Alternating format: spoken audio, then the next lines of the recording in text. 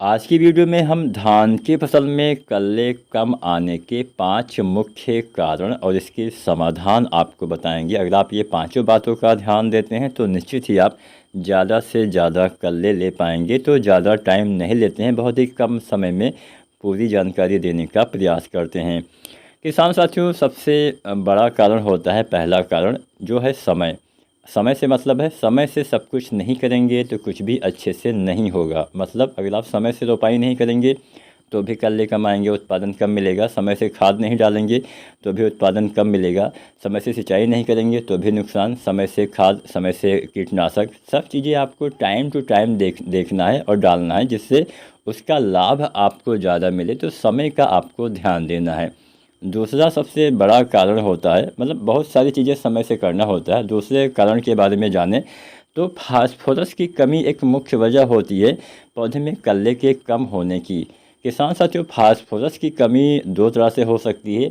एक तो आपने फास्फोरस कम ही डाला हो तो कमी हो जाए। दूसरा किसान साथियों, आपने फास्फोरस का इस्तेमाल सही तरीके से ना किया हो।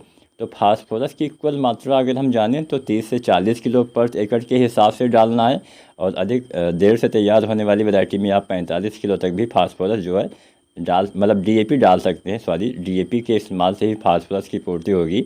तो डीएपी आपको डालना है 30 से 40 या अधिकतम 45 किलो के आसपास। तो पहली बार तो मात्रा आपने जान लिया। अब बात करते हैं कि हमें कब डालना है, क्योंकि अगर आप सही समय पर डीएपी नहीं डालेंगे तो भी काम नहीं करेगा। तो इसका इस्तेमाल बेसल डोज के रूप में रोपाई से पहले ही कर दीजिए। खेत तैयार करते समय ही डीएपी डालना सबसे ज़्यादा फ़ायदेमंद होता है। तो पहली चीज़ तो आपने डीएपी खाद का इस्तेमाल कर दिया, जिससे फास्फोरस की अच्छी पूर्ति हो जाएगी। अब अगला कारण, नंबर 3 वाला कारण होता है नाइट्रोजन की कमी। नाइट्रोजन यानी अगर आप नाइट्रोजन का अपने पौधे में सही से इस्तेमाल नहीं करेंगे, या तो बहुत कम या ज़्यादा डालेंगे तो भी नुकसान है। तो संतुलित मात्रा में आप नाइट्रोजन का प्रयोग करिए। यूरिया की बात करते हैं, जिसके द्वारा नाइट्रोजन की पूर्ति आम तौर पे की जाती है। तो यूरिया धान में 3 बार डालिए। पहली बार रोपाई के समय से 10 दिन तक, दूसरी बार लगभग 25-30 दिन तक, और अंतिम बार 40-45 या 50 दिन तक।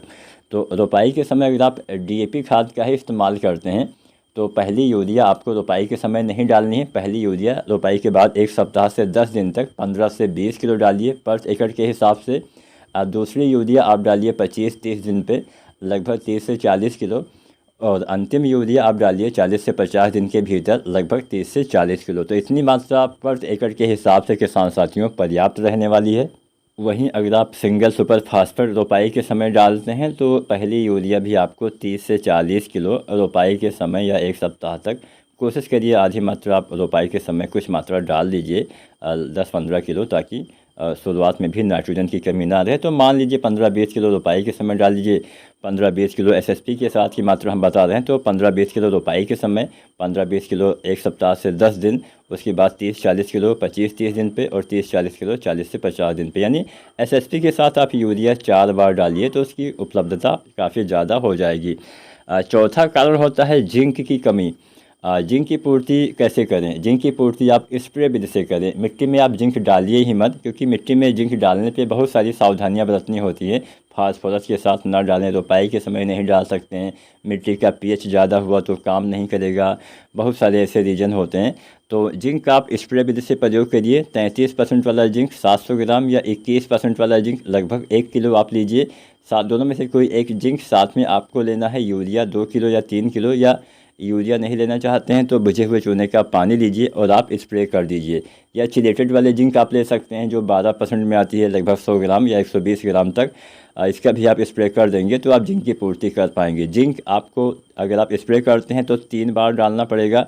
पहली बार आपको किसान साथियों 2 बार कम से कम, या 2-3 बार आप डाल सकते हैं। पहली बार 20-30 दिन के अंदर, दूसरी बार 40-50 दिन के अंदर, और आखिरी बार बाली आने से पहले अगर आप स्प्रे करते हैं तो अच्छा फ़ायदा मिलेगा।